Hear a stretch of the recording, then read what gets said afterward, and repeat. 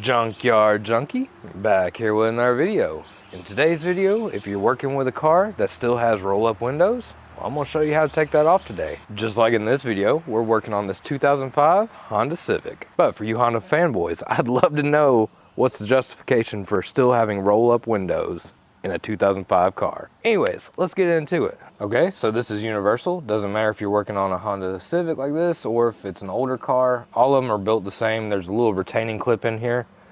And what you'll need is a special tool like this.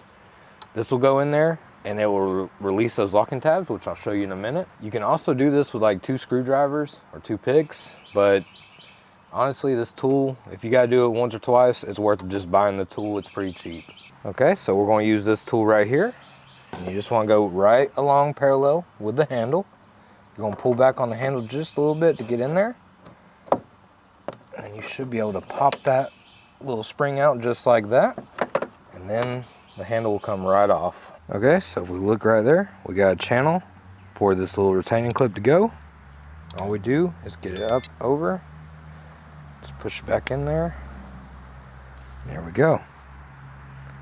Okay, so how this works is this tool comes in here. This is a little bit hard to do with one hand, but push, it'll come out like that. There we go. Okay, so what we want to do is with our retaining clip in, we're just going to push it back on there. It'll snap back in like that. And now it's retained. So that's going to do it for this video. If you found this video helpful, please leave me a like, comment, share, and subscribe. Thank you.